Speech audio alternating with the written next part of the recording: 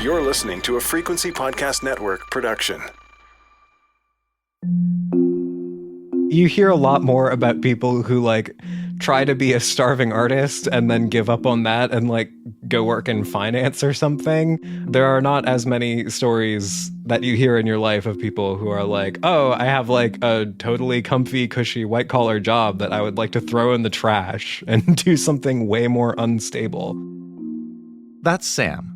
She's a 29-year-old based in Oshawa, and she spent the past decade building a great career as a computer programmer. My current title is Senior Software Engineer, and I get paid about 150,000 Canadian a year before bonuses. But before she was writing code, Sam wrote music.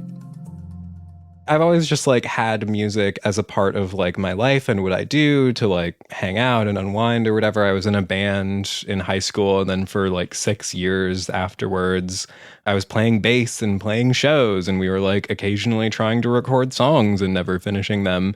And I think it's really just been these last few years when I kind of got more of an interest in production and less of an interest in performance that really has made it a thing where I could think about doing as my job.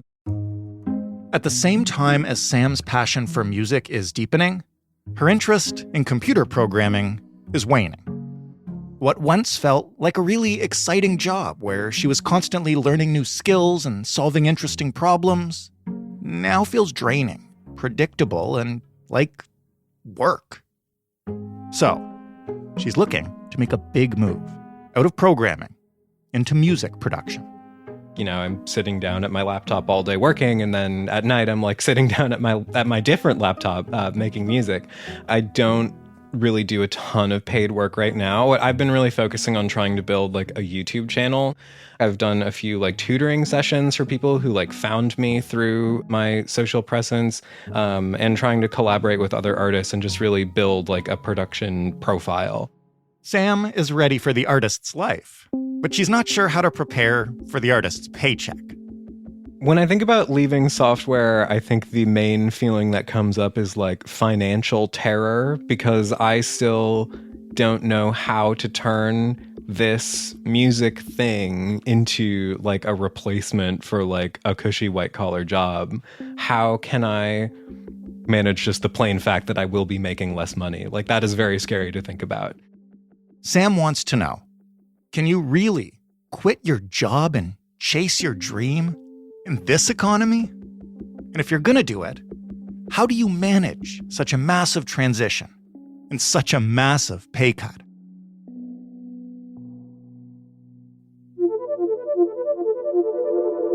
I'm Jordan Heath Rawlings, and you're listening to In This Economy, a show that helps you understand the systems behind our money problems. Everything from grocery bills and mortgage renewals and sudden changes of career. Every episode, I'll talk to a person facing a financial challenge like Sam, and then an expert who knows that area of the economy intimately and can explain the factors behind the money and offer, if not perfect solutions, then options. Things you can do, even in this economy.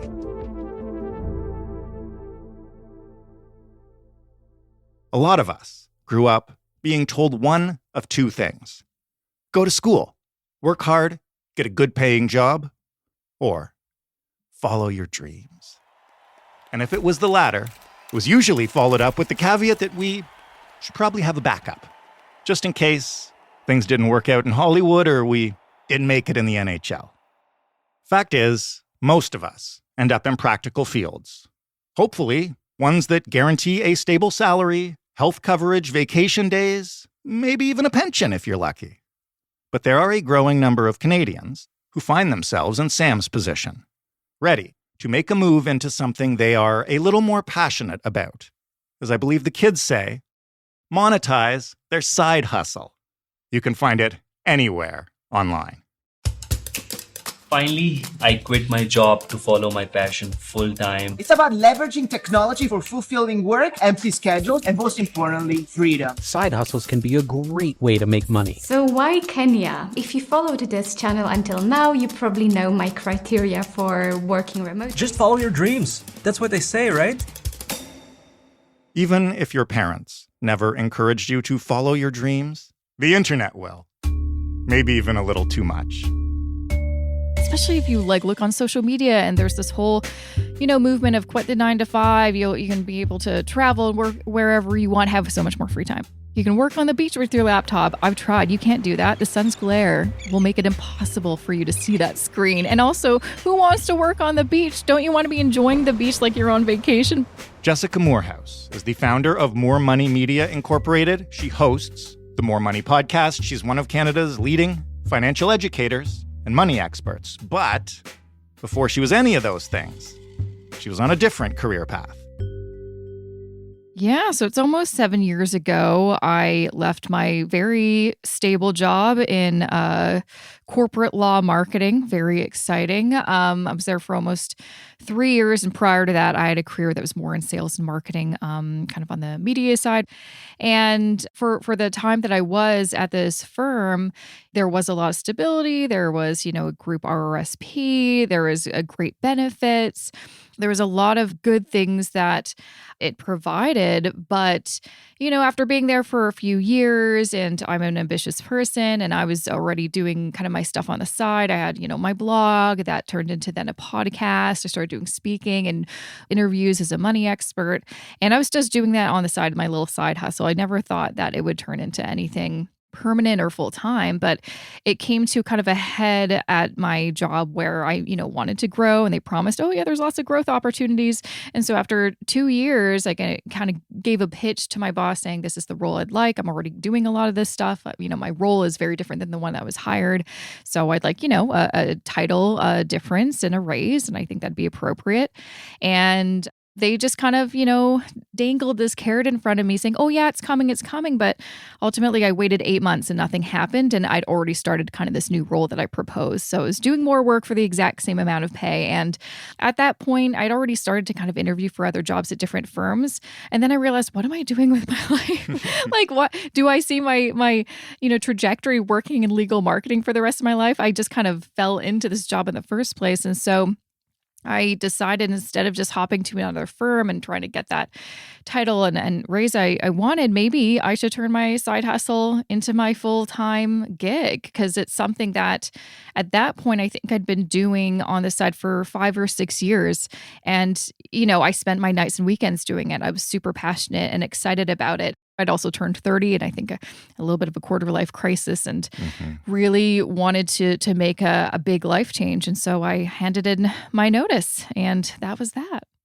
You mentioned all the great things about working a stable job. When you're balancing that against what you're looking at when you go into business for yourself, what made you confident that you could do it, and what freaked you out? One thing that helped was my husband had already been self-employed for pretty much the entire time that we were together. So at that point, gosh, I don't know. We've been together 15 years now. So minus 7, 8 years or something. He'd been self-employed. And so I knew the ups and downs, but I also knew how much he loved what he did. And he actually works in the music industry. And I knew it was possible, especially since I was doing something a little less crazy. I wasn't getting into the arts world. I was going into the personal finance world, where there's definitely a lot more demand. There's definitely a lot more money to be made. And so that gave me some confidence. I also, was friends with a lot of people who we started as bloggers back in the day. I started my blog back in 2011. And so I got to see a lot of these people over time quit their jobs and start their own businesses. And so I had a lot of people around me that showed me it was possible. But the other, on the kind of financial side of things, because again, I'm in personal finance, money was always something that was on my mind. And that's typically really what made me stay at a lot of jobs longer than I should have. Was just I was afraid to be unemployed or underemployed, because I'd experienced that before and I didn't like it. Was there anything that you didn't know or didn't expect that you found out really quickly when you made that decision and moved to make the switch? Oh gosh. Well, I'd say one thing, I thought I'd have a lot more free time. I remember because I bought an annual pass to the art gallery in Toronto, thinking that I was going to go there like once a week during the day and have a lazy afternoon. No, I used it maybe once. So that was a big shock how, there's a saying, it was like, I quit my 9 to 5 so I could work 24/7. Like that really was true. One of the real reasons we wanted to talk to you is obviously because you've been on both sides of this. You know, you've obviously done it yourself, but you're also, as a financial advisor and planner, working with people who make this switch. So let's talk about what it's like right now. You know, your experience was 7 years ago. If you had to break down the current state of the job market in Canada, the economy right now, is this a good time to quit your job and pursue your passion here in fall 2023? I'm not sure if there's ever the perfect time. I think if you wait for that perfect time, it'll never come. But in terms of, what's going on with like the overall like labor market, we're actually not in bad shape. I think a lot of people are, depending on what kind of news you read or who you're following on social media, things are expensive, interest rates, inflation, absolutely. Job market's actually not that bad. We're at pretty much the same level as 2019. So it was a different scenario in 2020, but also too, even during like the height of the pandemic, I know so many people who quit their jobs or they were laid off. And so that it wasn't their choice, but they were able to start their own businesses and are just thriving now in 2023. And so you can't really necessarily, choose the best time, but you can kind of put some things in place to prepare yourself and to make sure that it's the right time for you. How much does that vary by industry? Because here we're talking about Sam, who is a programmer who wants to pursue a career in music production. You mentioned the jump was easier for you because you're not moving to some creative endeavor. Not that what you do isn't creative, but you're not moving to a creative industry, which, listen, I come from the journalism industry. You've been in that world too. It's not as easy as it might be in other industries for, say, somebody who has been coding for a company and now wants to go write their own code. Yeah, I mean, you really do have to look at, the industry you're jumping into and what are the possibilities, what kind of trajectories, what kind of earning potential is there, even in just the music industry. Because again, my husband's been working this industry for over 15 years now. It depends on what role you want. So he's an engineer, but I know the guest that you're speaking about is interested in the production. That actually has a much higher ceiling in terms of earning potential. You can be at the starting point and really not earn anything. But then if you hit it, you get that one hit, you get that one client that really takes off. And my husband knows a number of these people. You can do really, really well. And part of it is just, right time and right people. That's kind of the music industry. It's very competitive. It's very difficult. It's not just based on talent because there's a lot of talented people who never, quote unquote, make it. So it's going to be a little bit more difficult to kind of maybe get to that same level you dream of. When you told your story, the reason you made the leap is because you were frustrated at your job and you didn't see any progression. If you look at it from the other point of view, Sam tells us that she's been doing some production on the side already. When somebody has a side hustle, is there a threshold or what do you look at when you examine how you're doing at that side hustle to try to determine, I guess, if this might be sustainable, this might be scalable, how do you try to get a sense of where you're at? One great thing she's doing is already doing it on the side. That is 100% the best way to go. Because first you can determine, is this something that I actually like? Is this something that I can actually see myself doing every single day? Is this something that I get excited about? For me, when I was making that call for myself on when should I hand in my notice, should I wait another couple months? I wanted to have enough in savings to keep me afloat for at least a year. And then also prove to myself that if I dedicated full-time hours to this, I can make at least what I'm earning at my day job. Now I don't know how much she's earning. She probably earns way more than what I used to earn at that old role, but I wanted to set myself up so it wasn't going to be like, oh gosh, I'm only making 10% of what I want to. And so if I quit my day job and then dedicate full-time hours, that means I still have to make up that 90%. So for me, it was like, can I earn half now than if I dedicate another half of my energy, my time, my resources? Can I make up that other half? So that was my kind of benchmark, but everyone's different. And I think it's important definitely to have those realistic expectations. Look at, what people starting in the industry, starting as a producer, what do they make their first year? And kind of maybe use that as a potential kind of realistic benchmark as well.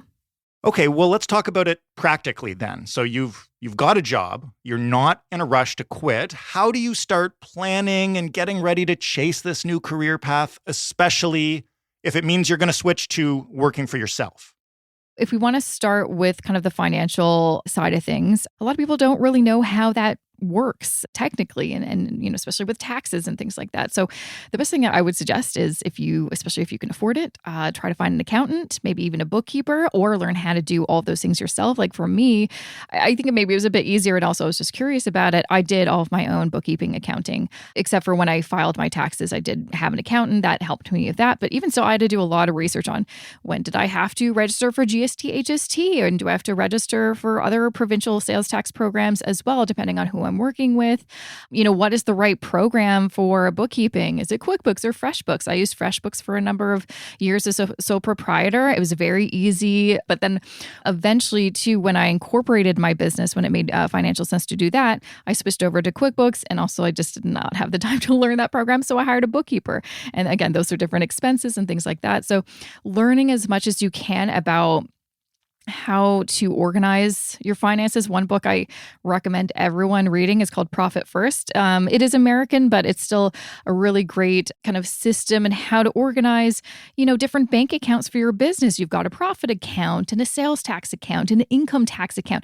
You have to separate that money so you don't accidentally spend that money. And you also want to make sure you have enough money to pay your business expenses and then your living expenses. You're going to pay yourself a salary, and how that actually operates in terms of, like your actual bookkeeping is, are you a sole proprietor, or does it make the most sense to incorporate? When you're just starting out, sole proprietorship makes the most sense. But once you're starting to earn kind of a certain level, really above 100K, maybe 125K, and you're not pulling all of the money you're earning in your business out for your personal expenses, you can leave money within your corporation. It may make more tax sense to incorporate. But you have to, learn this stuff and understand how it works. And most people don't realize it. They just think, I'm excited to get the work done, to do the work. Being a business owner is maybe 70% of the work, 30% running the business. Unless, again, you get to the point where you can outsource some of that stuff. How much money should someone have in the bank before they make the leap? Honestly, when I was talking to my husband about this, I'm like, if you were, talking to someone who was thinking of doing this, how much money do you think they should put aside? Now, he was definitely very conservative about it. He's like 3 to 5 years. Wow. Of their living expenses. Now, Isn't I that think just in called his an mind, he was just RRSP? like, yeah. Yeah. Oh, gosh. I think he was just thinking, if you really are starting from scratch, have maybe no clients, he's like, you're not going to make any money for the first 1 or 2 years. Okay. And again, he sees this because he talks to young people, he talks to new people all the time that are breaking into the industry. And so he was just coming at it from more of that, listen, here's the worst case scenario. But, ultimately, I think that's why it's so important to try to craft a plan, start while you're still working at your day job to see how much am I bringing in from this, kind of side hustle now? And how much do I feel like if I kind of really give all my effort and all my time into it, how much can I increase that to?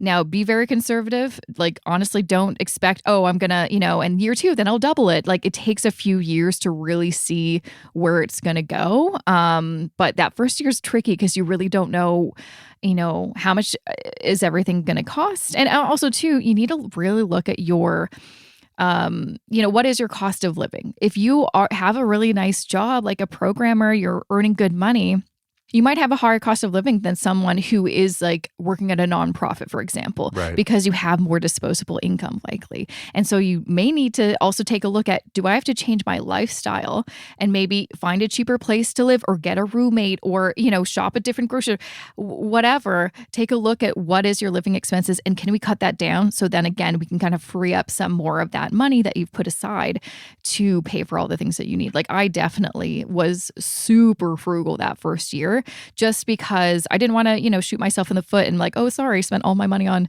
something instead of being able to use that money to like invest in my business. When it's time, how do you leave your job?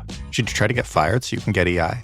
Oh my God, no, that's a terrible idea. I have to ask these questions because people want to know. And people wonder about how to leave a job, especially if they don't like that job and especially if money is an issue. Okay, so first off, depending on how you get fired, you may not be eligible for EI. So that's the number one thing. So if you get fired for misconduct, and there's a whole list of what that actually can result in, you're not going to get EI. Anyway. Yeah, not fired with cause. Just make yourself redundant. Even still, like EI isn't that much money. Yeah. And also, too, when you are in the program, you have to prove that you're looking for another job. You can't start a business. They will. Oh, really? And you'll be like, you're not eligible anymore. Yeah, you have to prove, because the whole point of EI is to help people. Oh, we're so sorry that you lost your job for a reason that it wasn't your fault, but we want to make sure we're going to give you this money to stay afloat until you find your next job. For the record, we don't recommend fraud on this program, but the question was raised when we brainstormed what people would want to know going into this. Mm-hmm. And so let's leave EI out of it. How should you leave your job? Well, I don't know if I'd suggest doing what I did, which was give 2 months notice. Part of that was I was hoping that, at some point they'd be like, wait, don't go. They never did. And so I was awkwardly working there for 2 months, which is way too long. Honestly, just give 2 weeks. And I would say, even if because I believe me, I had so many fantasies of just, burning that, office to the ground. Mm-hmm. You get in your mind of like, oh, this is so unjust. I'm so unhappy. Da, da, da. You never want to burn a bridge, because you just never know who could be a client in the future. I think for a little bit, actually, I started a podcast for the firm that I was working for. And then when I left, obviously I'm like, all right, good luck. And I think they were looking for someone to edit and mix it. My husband did that for a while. And he got that gig because it didn't burn the bridge. And so it's always good to leave on good terms. Leave with grace is the best thing that I could say. Because you just mentioned not burning bridges and connections, once you have made this jump, you've quit your job, you're in a new industry now, or at least trying to be. How do you build new bridges starting from scratch? We're originally from Vancouver. And so when we moved here 10 years ago, we really didn't know anybody. So we were starting from scratch.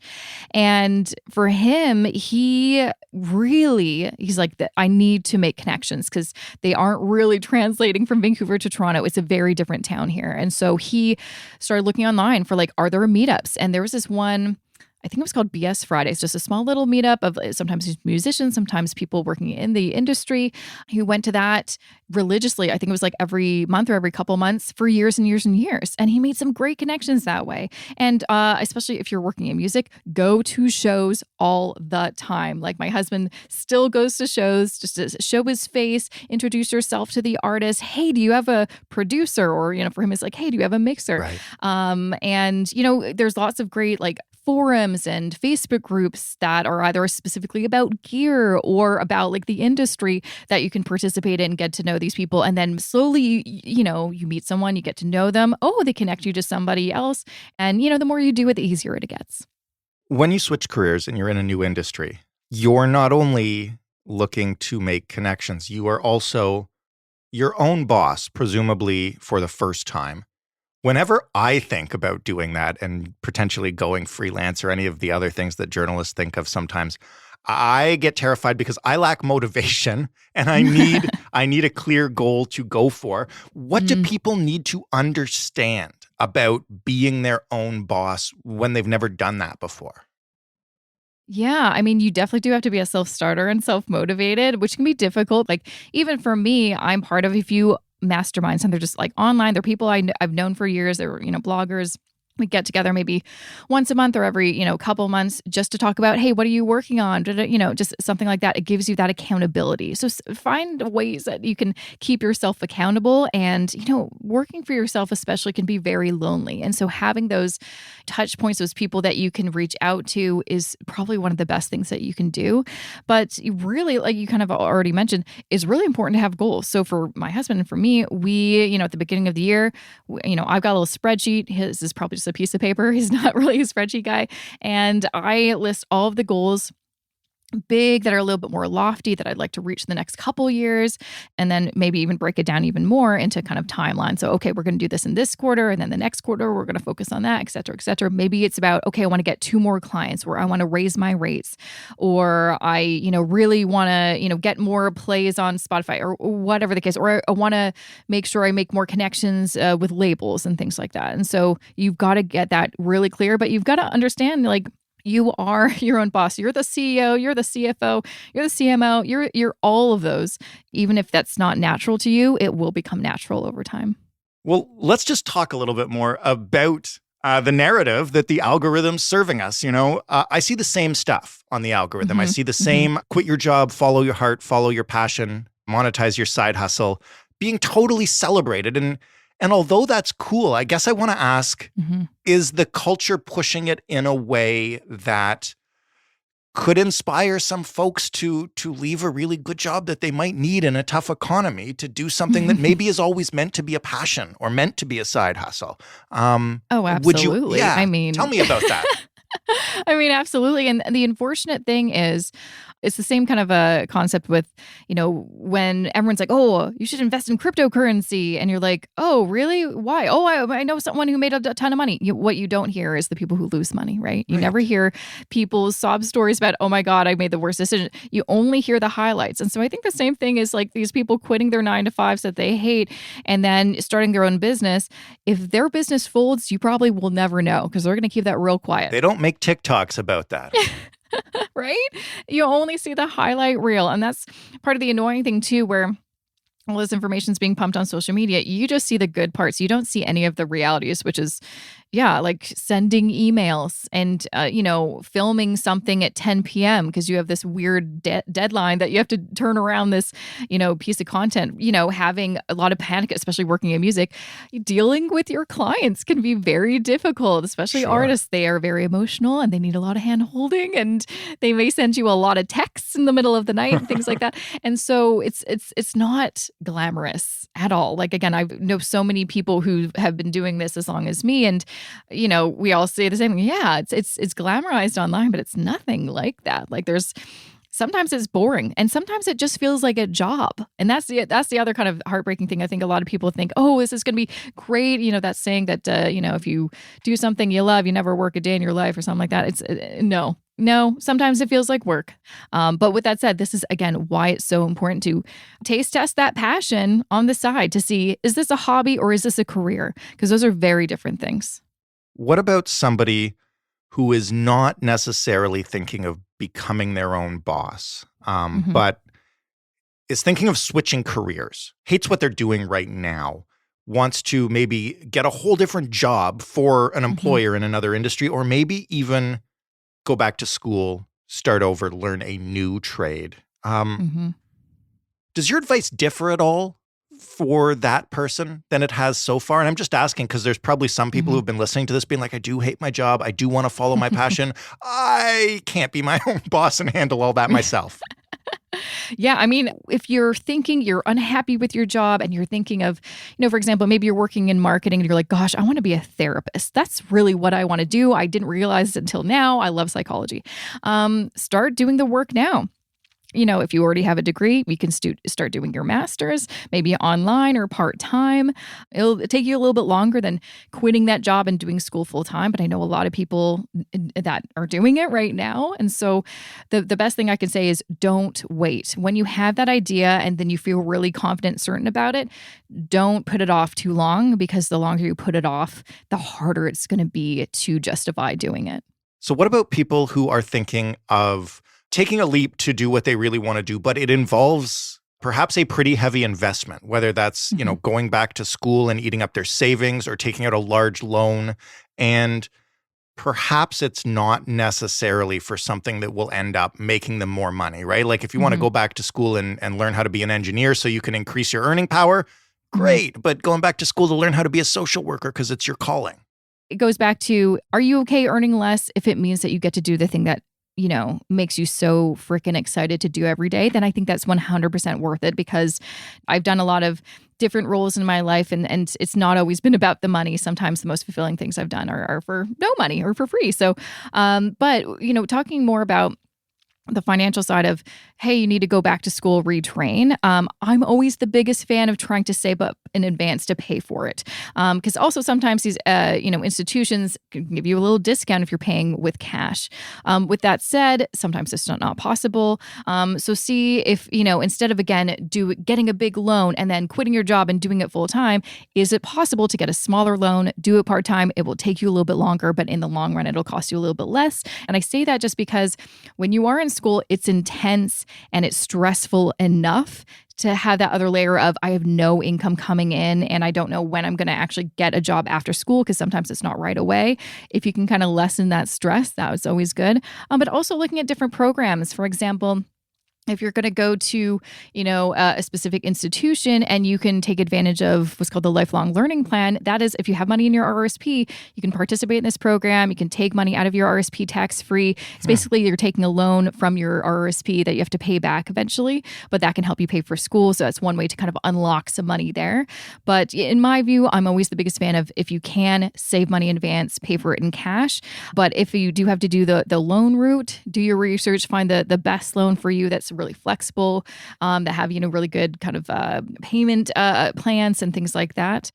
The last practical thing I want to ask you is about how to prepare for a change in income. So let's say you've saved whatever amount of money you've calculated is enough. How do you prepare yourself in terms of what you'll be spending and what you'll be doing and how you'll manage your money making that transition?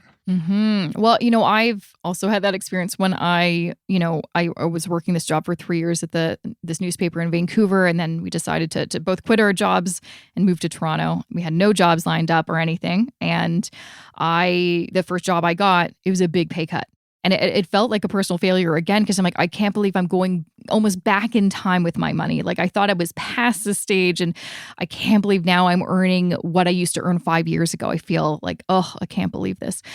Guess what? Everything's temporary. Nothing lasts forever. And so for me, I just got that ego out of there. I'm like, listen, we're going to just work this job until we find something better. And we're going to use our budget. We're going to track our spending. We're going to track everything so we know where our money is coming in, going out.